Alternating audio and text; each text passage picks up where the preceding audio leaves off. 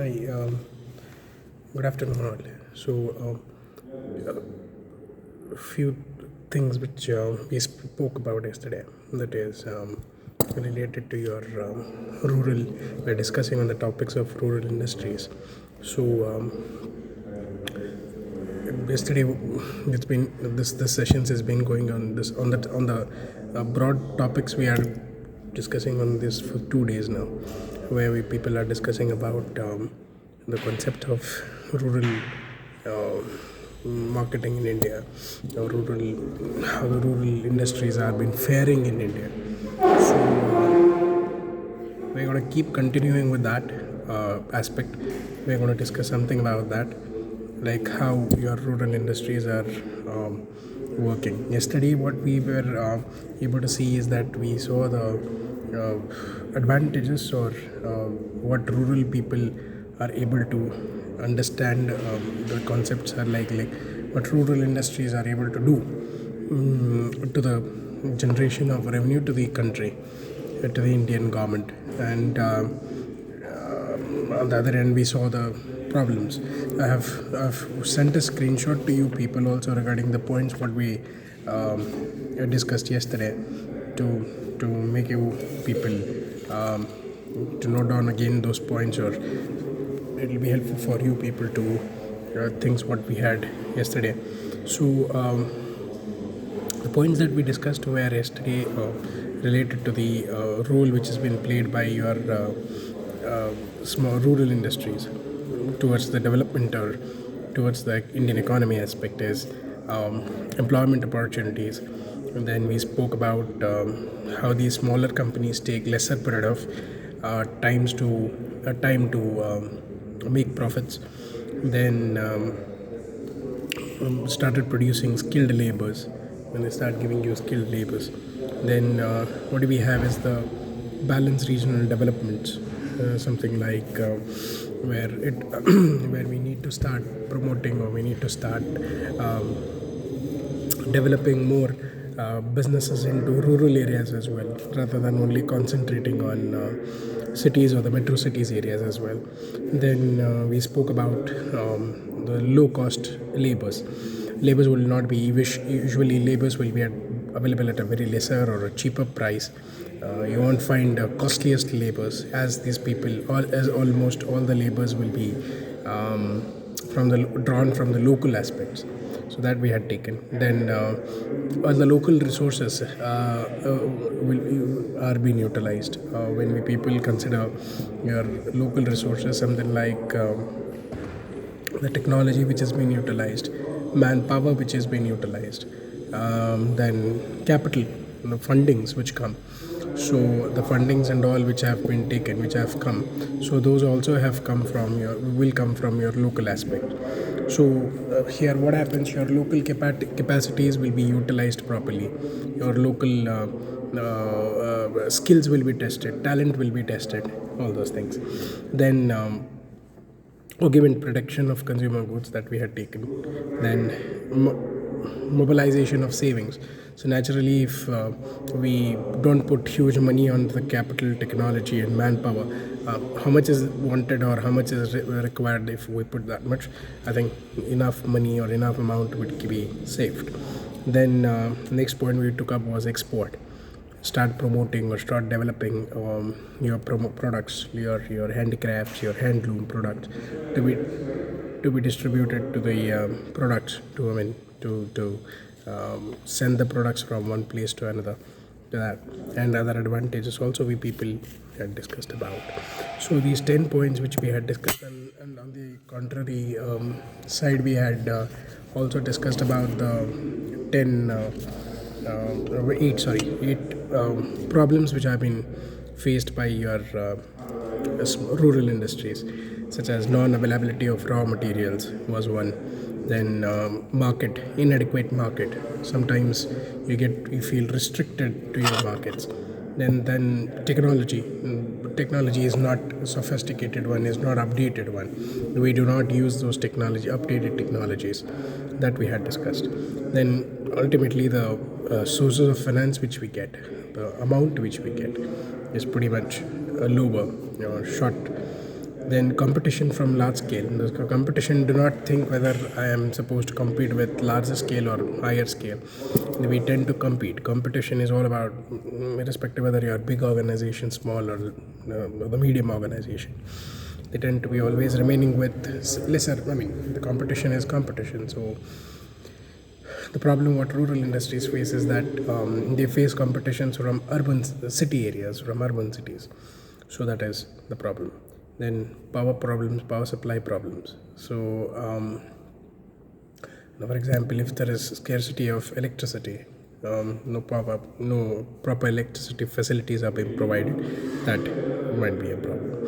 Then we had taken infrastructure problems also, and one more was legal problems.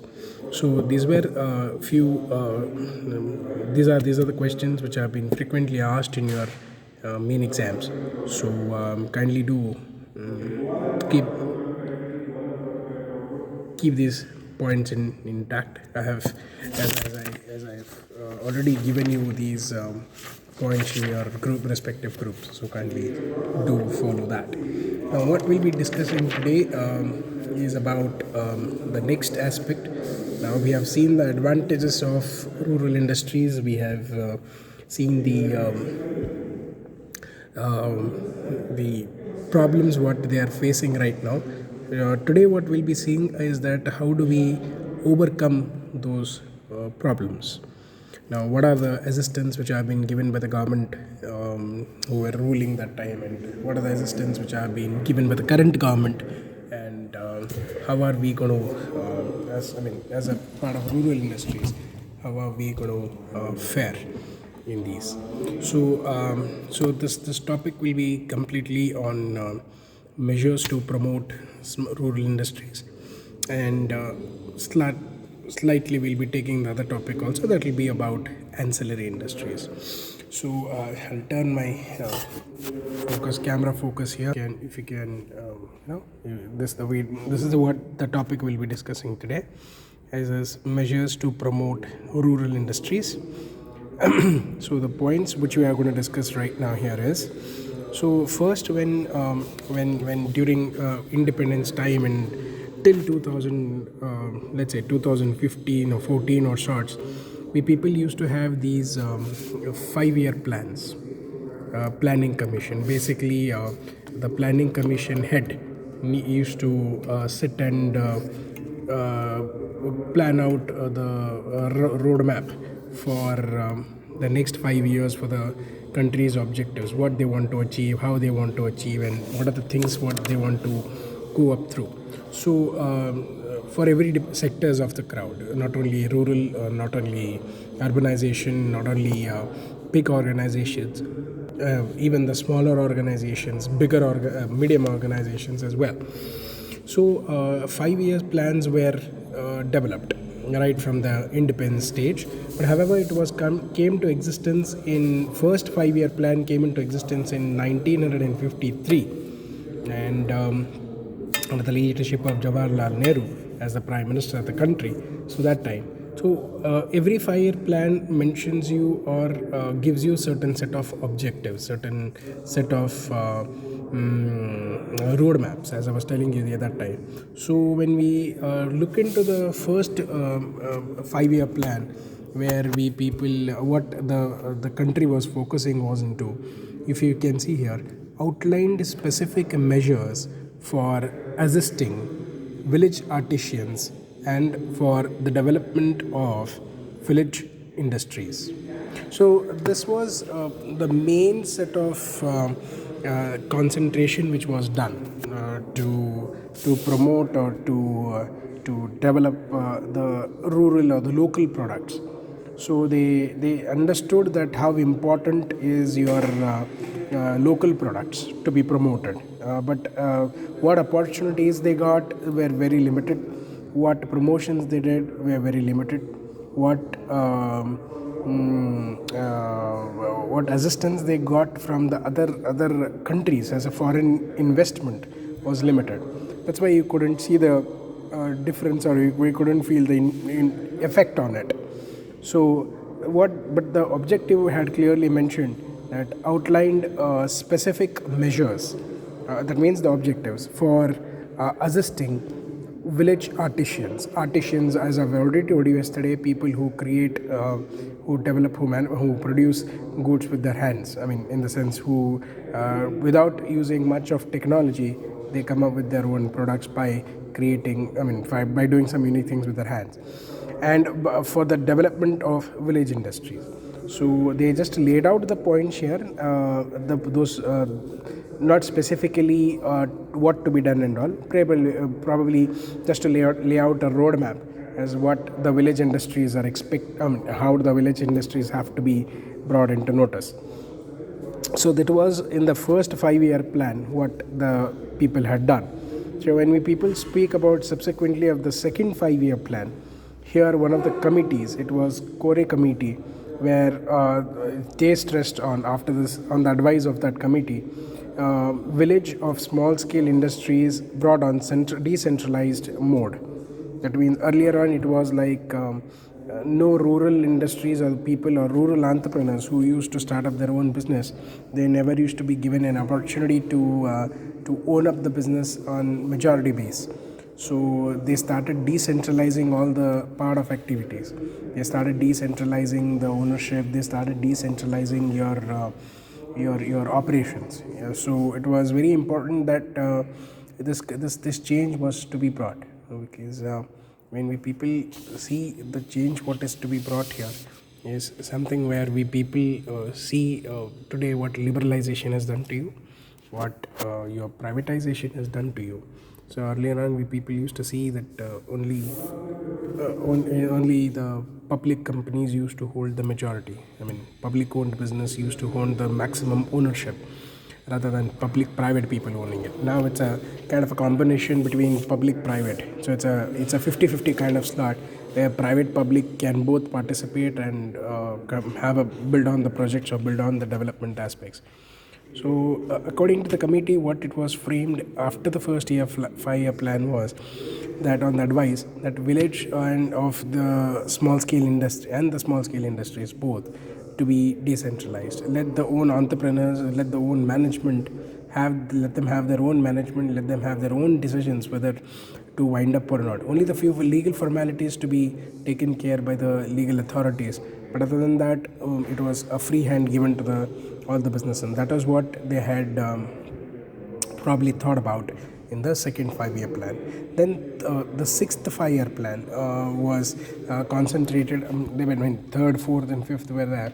But when we take in summary, we people take the sixth 5-year plan, which was concentrating on full employment, creation of full-time employment. Full-time employment here is stop hiring people from contractual basis. Stop hiring people on contractual basis, because that would neither yield you as an organization, that will neither yield you any profits, and neither that yields you and labor any aspects. So it was very important for the people who used to work as an employee or as a labor. It was very important for them to be recruited, to be hired for as a full-time rather than a part-time member or a part-time contractual employee.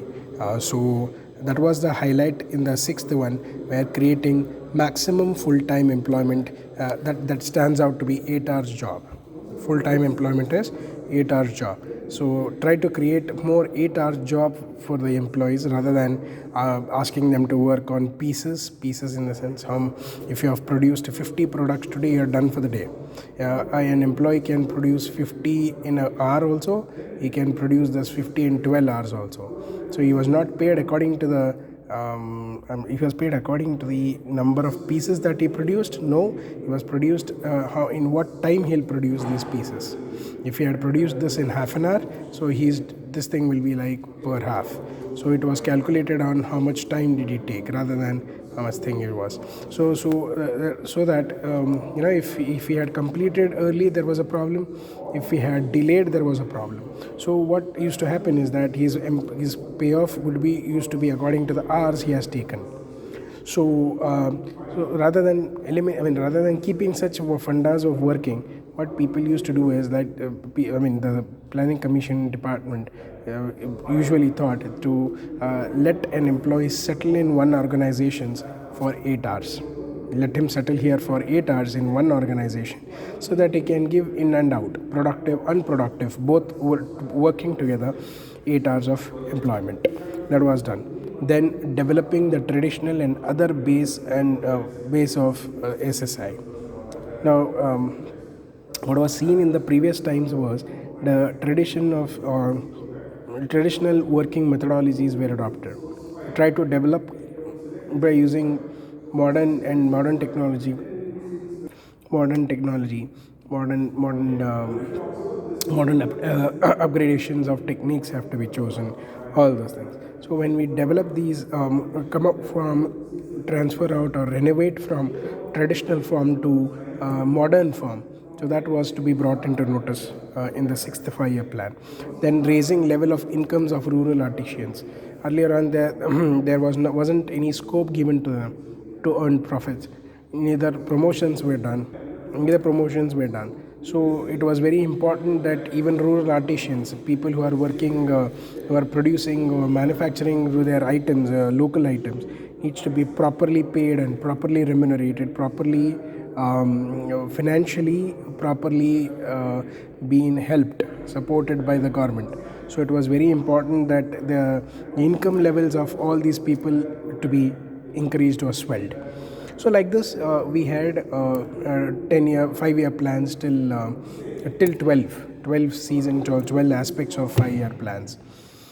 Somewhere from 2017 onwards, as I was telling you previously, that the new government which came, that is the BJP government or NDA government which came, they brought it to an end of this 5-year plans.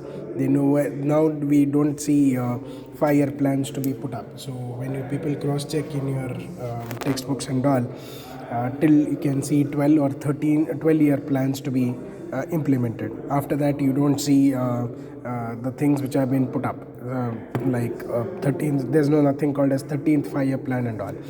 So what happened is 5-year plans, current 5-year plans, or you can say currently 5-year plans were dissolved and banned by I shouldn't say banned. They were dissolved by the ruling party right now and were replaced by this Ayog. I hope you people have come across this word called as NITI, NITI.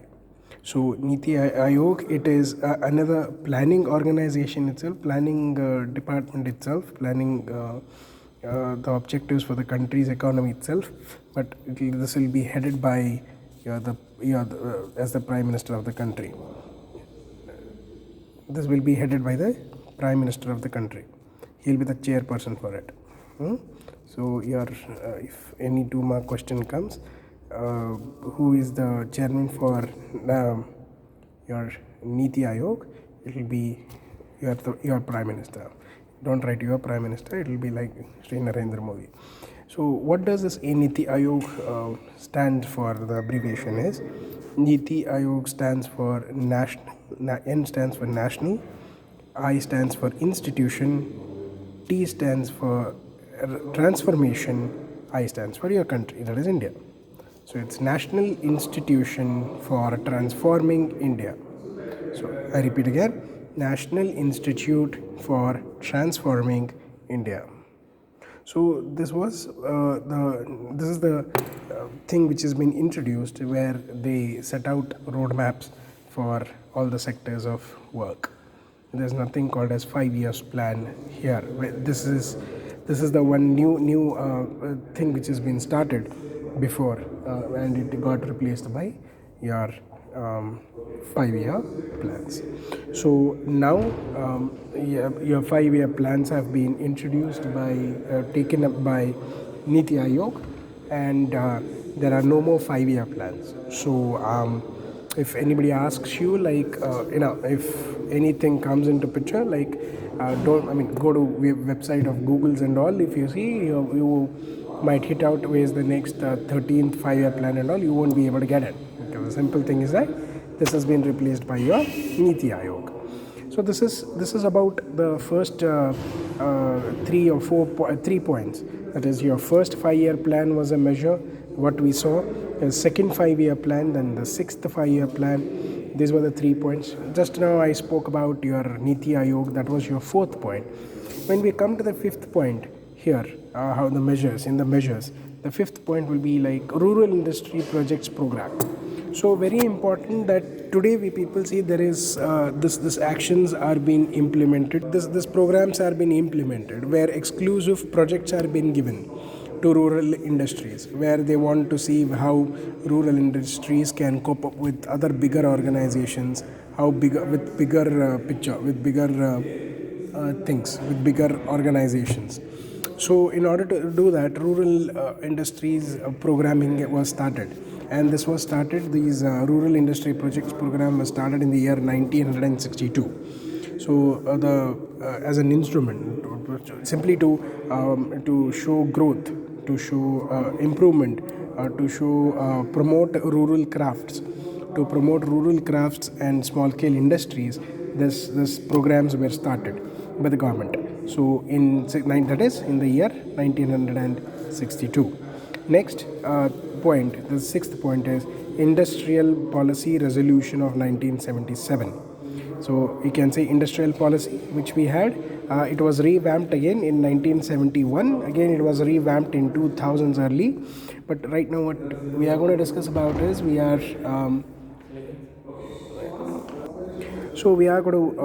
we have seen that how industrial policies have been changing up.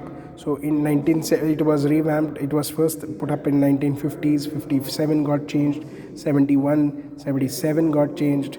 Then 1991, if you people see, it was all. So in 1977, if you people want to see how was the resolution thing, it was like promotion of cottage and small scale industries.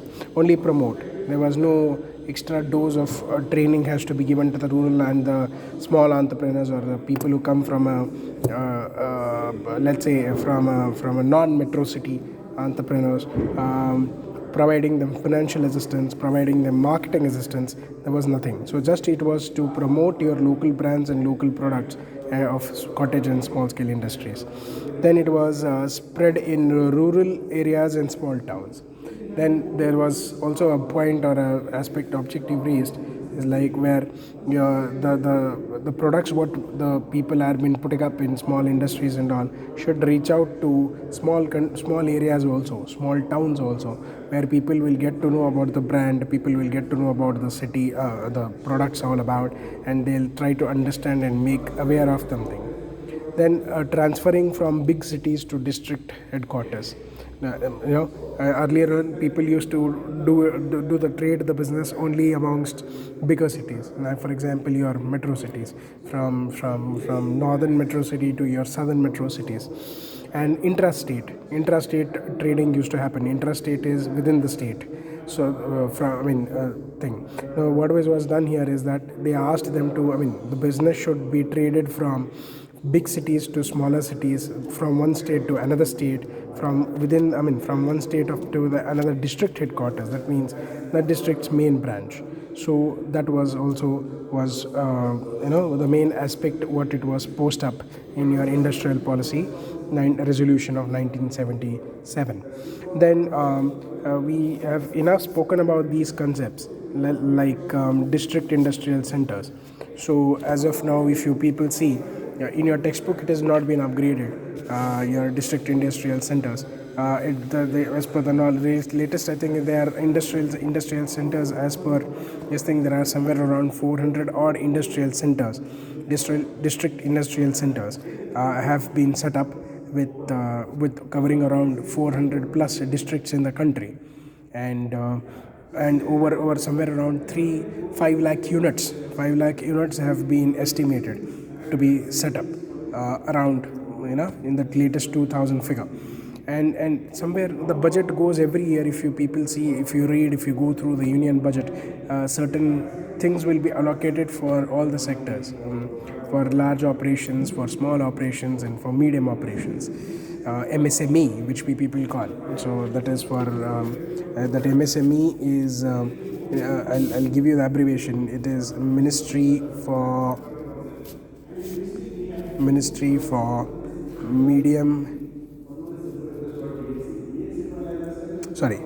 for Small and Medium Enterprises. So the Ministry of MSME, that is, now nowhere you will be seeing that it is written as SSI, or it is written as tiny, or it is written as macro, or it is not ancillary. Nobody will write these. Ours is an SSI company. They'll not write outside. Ours is a tiny company.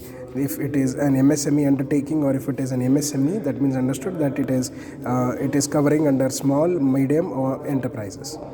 Okay, so micro, small, medium enterprises. So this coverage of MSME, which people take up, that is. They separately fund, allocate the budget to the people. So the district industrial centers take up the responsibility of providing equal opportunities to the local business people. Then we have national small industry corporations, which have been set up way back in 1955, and the scheme is procuring machinery for small organizations on hire purchase basis, that is on rent basis. So these NSICs will help them to procure technology on rent basis. So that was established, that was there. Then SIDO is Small Industrial Development Organizations. So SIDO provides consultancy services to the not only technical, not only financial, technical, managerial, economical, marketing, everything. All assistance are being given. So right now, if you people see around, there are 30 to 35 SIDOs are being seen, CCs are being seen, extension centers, training centers are being opened up. So your SIDOs also provide you these benefits to overcome, or to improve, or to develop, or to provide growth opportunities to your rural industries. Other than that, we have credit facilities given. Small industry sectors, with the priority sector in India right now, because of the service sectors booming in India. So Reserve Bank of India also have tried to facilitate by giving special attention on the credit requirements for the small scale industries, to be allocated for a kind of business, type of business, demand arising for the business, all those things. Such aspects have been introduced, or such aspects have been put up through, where we people hope, the country and the government is hoping that the rural companies, or the rural industries effectively and efficiently participate in the dealings. So these are few points which we people take, or which we people have for the measuring up of measures which have been taken. They are going in the continuous process for your rural organizations. So I repeat these points before I close up on the videos. The topic what I just elaborated you today was to measures to promote rural industries. It was the measures were earlier on. Measures were given in form of 5-year plans. First 5-year plan stressed out on providing scope and assistance to small and village industries. Second, concentrated more on decentralizing the authority. Third, 6th 5-year plan concentrated more on providing employment, changing the module of working from traditional to modern, raising the income levels of the public was the objective. Then after that, after 10-12 years of 5 years plans, the 5-year plan concept was eliminated, and it was replaced by Niti Aayog, that is National Institute for Transforming India. That was started by the BJP or the NDA government under the chairmanship of Narendra Modi, and he brought up certain resolutions there. Under that aspects of that, we saw rural industry project programs, which was started to promote rural artisans and rural small-scale industries, started in the year 1962. Then we saw the industrial policy resolutions of 1977, where to promote of cottage and small scale industries we saw. Then spread of these products in rural and smart cities and the cities, small towns as well, transforming the trade not only from big cities to other states to district headquarters. HQ is headquarters here. HQ is headquarters. Then institutions, financial institutions such as district industrial centers, with over 400 odd district industrial centers in odd 400 districts in the country, providing almost setting up 5 lakh units. Then your national small industrial corporations, NSICs, where we people which was utilized for acquiring the machineries, for the organizations, national small industry corporations on hire purchase basis. Then CEDOs, that was to provide financial, technical, managerial services or consultancy services to the people, to the organizations. Credit facilities also were given, and other rural developmental programs were also introduced. So these were the measures which were taken by the government as well. So under this Niti Aayog, even today, your measures are being taken to transform the country, not only in rural sector but in other sectors as well. Okay, so this is the video about, this is the session is all about the measures of to promote rural industry. In the next session of the video, we'll be discussing something which is related to the ancillary industries. We'll be discussing something about these following points: objectives of ancillary industries and all. Since there's a time constraint over here, I'll not be able to complete these in this video. All right, so kindly go through this and open for any queries. Right, thank you.